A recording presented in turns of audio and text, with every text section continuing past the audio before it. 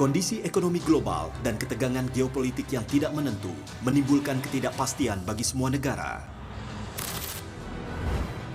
Meski demikian, pertumbuhan ekonomi Indonesia tetap dapat terjaga dengan baik. Bahkan, di antara negara-negara G20, pertumbuhan ekonomi dan inflasi Indonesia adalah salah satu yang terbaik. Kita patut bersyukur Indonesia di kuartal ketiga kita tumbuh lebih kuat lagi di 5,72%. Managing Director dari IMF menyampaikan bahwa Indonesia menjadi salah satu titik terang di tengah kesuraman ekonomi dunia.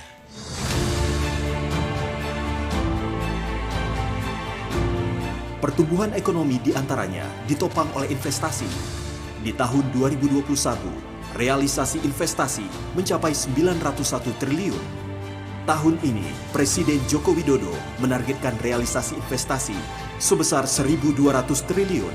Sepanjang Januari hingga September 2022, sudah tercapai 892,4 triliun atau 74,4% dari target.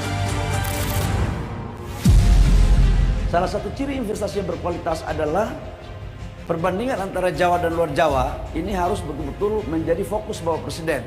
Bapak Presiden selalu memerintahkan dalam setiap saat agar jangan membangun Indonesia Jawa sentris, tapi Indonesia sentris.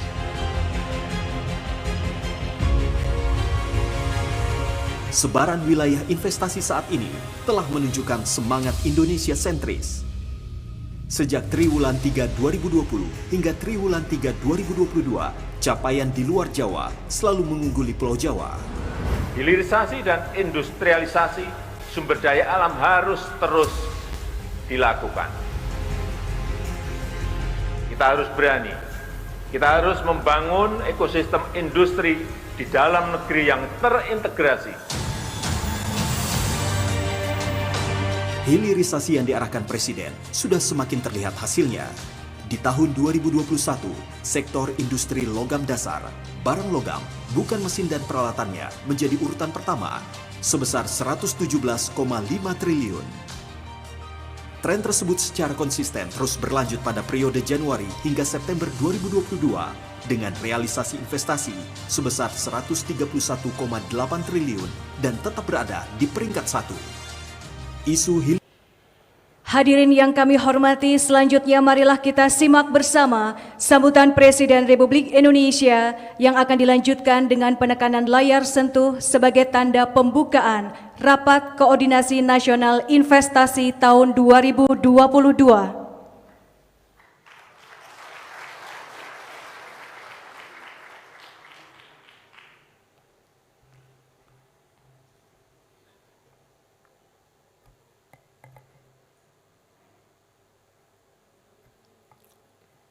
Bismillahirrahmanirrahim.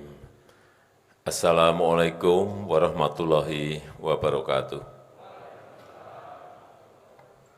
Selamat pagi, salam sejahtera bagi kita semuanya. Shalom, Om Swastiastu, Namo Buddhaya, salam kebajikan. Bapak Ibu yang saya hormati,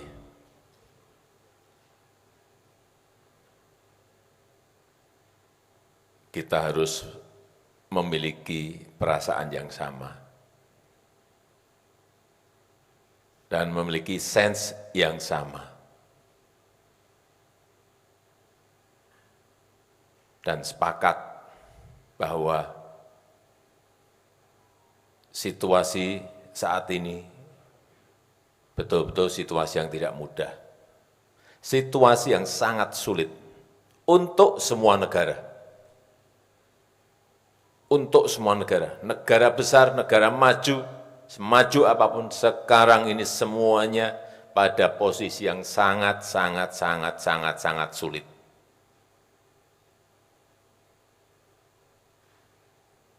Urusan inflasi, urusan pertumbuhan ekonomi yang anjlok, urusan krisis energi, urusan krisis pangan, yang diikuti dengan sulitnya mencari pupuk, krisis finansial, semuanya menghantui semua negara. Oleh sebab itu, dalam menakodai situasi yang sangat sulit ini, semuanya harus hati-hati. Policy, kebijakan, semuanya harus hati-hati. Jangan sampai keliru, jangan sampai salah. Begitu salah, resikonya gede sekali. Karena situasinya betul-betul situasi yang tidak normal. Baik kebijakan fiskal maupun kebijakan moneter. Hati-hati. Ini selalu terus saya sampaikan karena memang keadaannya tidak pada keadaan yang normal. Kuncinya kita harus kerja lebih keras lagi. Tidak bisa kita kerja normal-normal dalam keadaan yang tidak normal. Nggak bisa.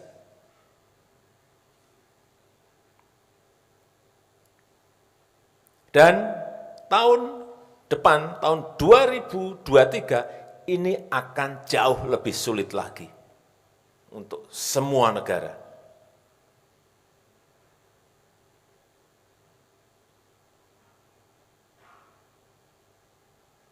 Dan diperkirakan awal tahun depan sudah masuk pada resesi global.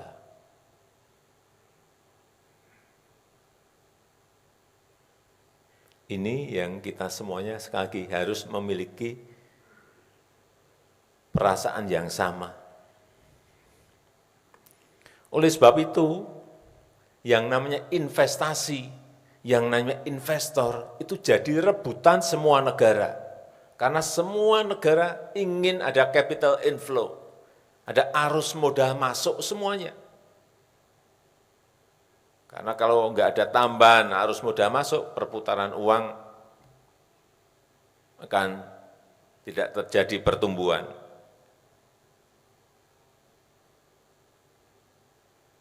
Semua rebutan yang namanya investasi, sekali lagi yang namanya investor itu jadi rebutan semua negara. Oleh sebab itu jangan sampai kita ada yang mempersulit. Saya enggak mau dengar lagi ada yang mempersulit, baik di pusat maupun di daerah, baik di pusat, di provinsi, di kabupaten maupun di kota. Semuanya jangan sampai ada yang mengganggu ini. Karena kepercayaan itu sudah kita peroleh, trust-nya sudah kita peroleh. Sekarang bagaimana implementasi dari policy-policy yang telah kita ambil? Jangan sampai ada yang terganggu. Kepercayaan yang sudah kita dapatkan, jangan sampai hilang gara-gara kita salah mentreatment, salah memperlakukan investasi yang masuk ke negara kita. Karena ketatnya persaingan dalam merebut investasi. Kita tuh selalu melihat negara mana yang kira-kira rame investasinya. Kenapa dia rame? Kita pelajari lewat intelijen ekonomi kita. Kenapa lebih berbondong-bondong ke sana dan tidak berbondong-bondong ke sini? Ada kebijakan tambahan, ada insentif tambahan, kita pelajari. Tax holiday diberikan perlakuan-perlakuan yang lebih baik, kita pelajari semuanya. Tapi kalau nanti di dalam pelaksanaan masih ada yang ganggu-ganggu, ya sudah, buyar semuanya yang namanya policy kebijakan yang kita telah desain. Yang kedua, mengenai hilirisasi. Ini sudah bolak-balik saya sampaikan, ini urusan nilai tambah yang ingin kita peroleh, yang ingin kita kejar dari hilirisasi, dari downstreaming itu. Nggak bisa lagi kita mengekspor dalam bentuk bahan mentah, mengekspor dalam bentuk raw material, udah. Begitu kita dapatkan investasinya, ada yang bangun, bekerja sama dengan luar dengan dalam, atau pusat dengan daerah, Jakarta dengan daerah,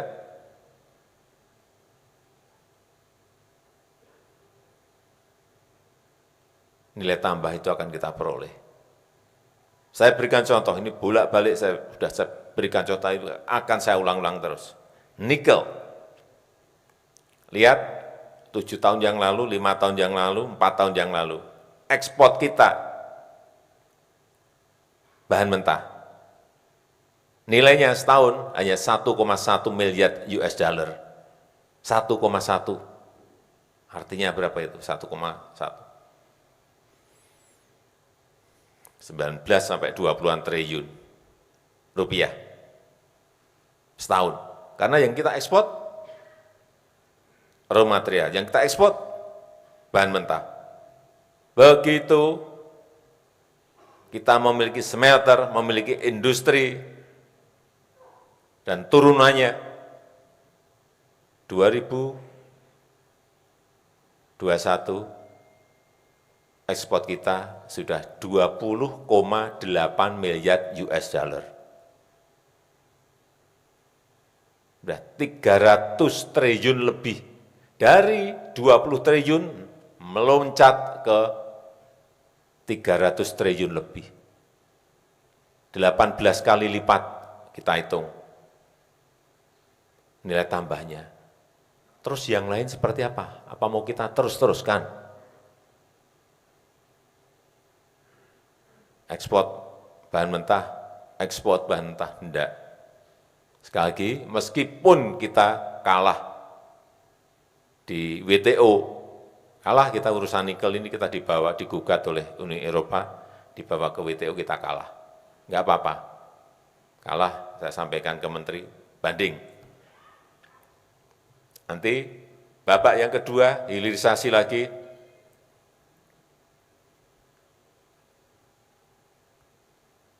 boksit. Artinya bahan mentah boksit harus diolah di dalam negeri agar kita mendapatkan nilai tambah. Setelah itu bahan-bahan yang lainnya. Termasuk hal yang kecil-kecil, urusan kopi, urusan jangan usahakan, jangan sampai diekspor dalam bentuk bahan mentah, raw material. Sudah beratus tahun kita mengekspor itu. Stop. Cari investor. Investasi agar masuk ke sana. Sehingga nilai tambahnya ada. Seperti kasus nikel ini nanti. Dari 20 triliun melompat ke lebih dari 300 triliun. Sehingga neraca perdagangan kita sudah 29 bulan selalu surplus, yang sebelumnya selalu negatif, selalu defisit neraca berpuluh-puluh tahun kita. Baru 29 bulan yang lalu kita selalu surplus. Ini yang kita arah.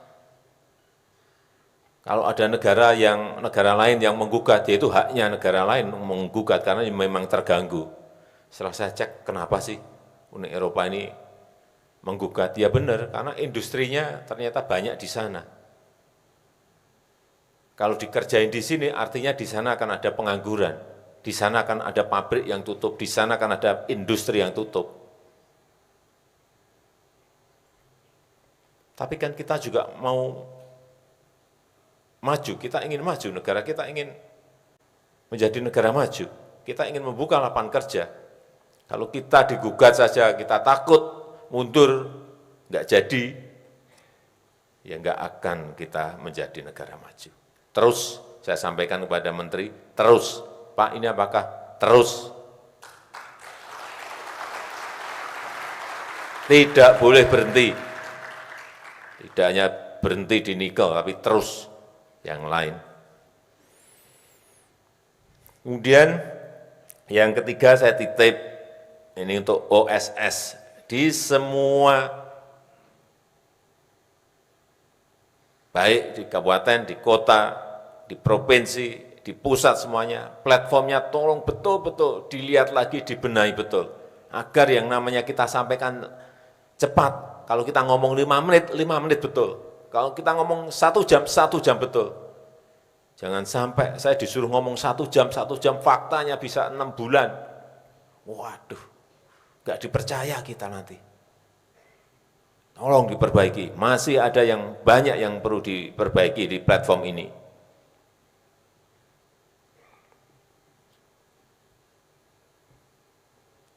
Yang keempat yang berkaitan dengan target di 2021 target 900 triliun tercapai. Tahun 2022 1.200 triliun. Tadi Pak Menteri Investasi menyampaikan pasti tercapai. Tapi kita lihat nanti di akhir tahun. Jangan tercapai nanti kalau nggak tercapai mohon maaf Pak, nggak bisa. Mohon maaf, ini target.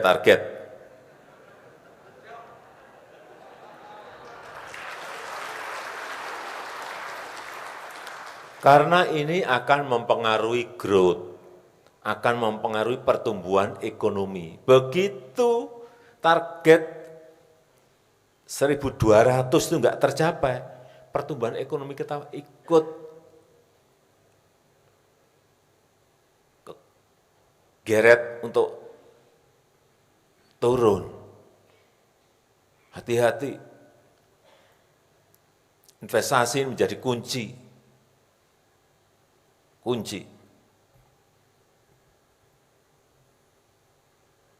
Dan di kuartal ketiga kemarin pertumbuhan ekonomi kita naik menjadi 5,72. Hati-hati. Jangan sampai gara-gara investasi turun kemudian ketarik pertumbuhan ekonomi kita. Dan yang saya senang, informasi terakhir di luar Jawa sekarang sudah lebih banyak investasinya. 53%. Betul Pak Menteri ya, 53%. 53%. Dulu 70-30, kemudian menjadi lebih kecil-kecil, sekarang sudah lebih besar di luar Jawa. Saya kira ini sebuah informasi yang baik. Artinya infrastruktur yang kita bangun di luar Jawa itu betul-betul memberikan efek kepada investasi, pada pertumbuhan ekonomi di luar Jawa. Saya berikan contoh hilirisasi dan infrastruktur. Maluku Utara, ada yang dari Maluku Utara? Maluku Utara. Hati-hati Maluku Utara. Hati-hati saya peringatkan.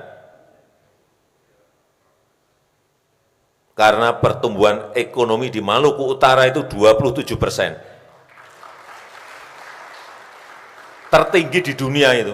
Enggak ada di dunia manapun pertumbuhan ekonomi sampai 27%. Dan yang bagus lagi, saya cek waktu ke pasar di Ternate, saya cek pasar, kemudian saya cek ke BI, inflasinya hanya 3,3%. Kenapa saya peringatkan? Supaya yang benar ini terus dipertahankan, ditingkatkan lebih baik lagi. Kalau saya puji-puji nggak bisa kesenangan, nanti lupa, tahu-tahu melorot menjadi 5%. Hati-hati, 27% itu nggak ada di seluruh dunia yang memiliki pertumbuhan ekonomi setinggi itu. Karena apa? Di situ ada industri baru, di situ ada hilirisasi.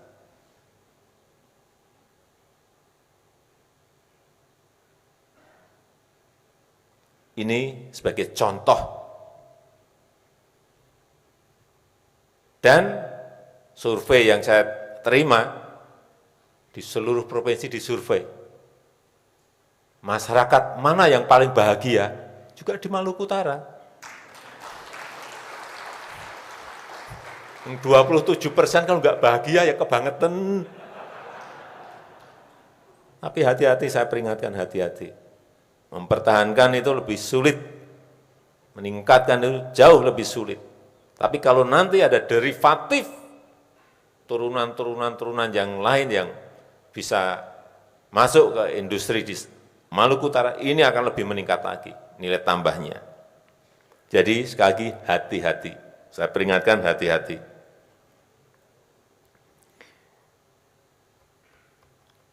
Yang terakhir, ini mengenai APBD, karena mumpung ada gubernur, bupati, wali kota.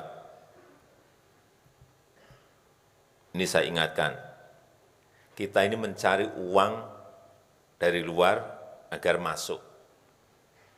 Terjadi perputaran uang yang lebih meningkat. Tetapi uang kita sendiri yang ditransfer dari Menteri Keuangan ke daerah-daerah justru enggak dipakai. Pagi tadi saya tanya ke Bu Menteri, ada berapa uang kabupaten, kota, dan provinsi yang ada di bank, yang belum dipakai. Biasanya, tahun lalu biasanya di bulan-bulan seperti ini paling 210, 220. Pagi tadi kita cek uang yang ada di bank masih 278 triliun. Kita ini cari investasi agar dapat arus modal masuk yang sudah ada di kantong nggak dipakai. Ya percuma. 278 triliun itu gede banget tuh, gede banget. Besar sekali. Ini kalau cepat direalisasikan, cepat dibelanjakan, ini mempengaruhi pertumbuhan ekonomi di daerah, hati-hati. Tadi saya sudah perintahkan ke Pak Mendagri, tolong dicek satu persatu ini ada persoalan apa. Situasi sangat sulit, tetapi malah uangnya didiemin di bank, tidak dibelanjakan. Gede banget, 278 triliun. Ini saya minta segera dibelanjakan. Memang realisasi biasanya di akhir tahun, di Desember, tapi ini enggak, kita bandingkan dengan tahun-tahun sebelumnya, ini sudah melompat tinggi sekali. Ini cost of money kayak gini. Biaya uang itu gede banget. Kalau caranya kita nggak ngerti bahwa ini ada biayanya.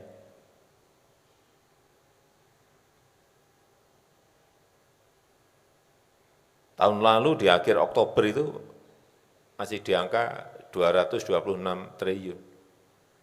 Ini 278. Dan realisasi belanja, saya sampaikan sekalian, nasional itu sudah masuk ke angka 76%, realisasi belanja. Daerah baru 62%, ini sudah Desember loh. Besok itu sudah Desember, hati-hati. Artinya kita pontang-panting cari arus modal masuk, cari capital inflow lewat investasi, tetapi uang yang ada di kantong sendiri tidak diinvestasikan. Ini hati-hati, ini keliru besar. Saya rasa itu aja yang ingin saya sampaikan pada kesempatan yang baik ini. Dan dengan mengucap Bismillahirrahmanirrahim pada pagi hari ini, secara resmi saya buka Rapat Koordinasi Nasional Investasi tahun 2022. Terima kasih. Wassalamualaikum warahmatullahi wabarakatuh. Mohon berkenan mendampingi Bapak Presiden untuk melakukan penekanan layar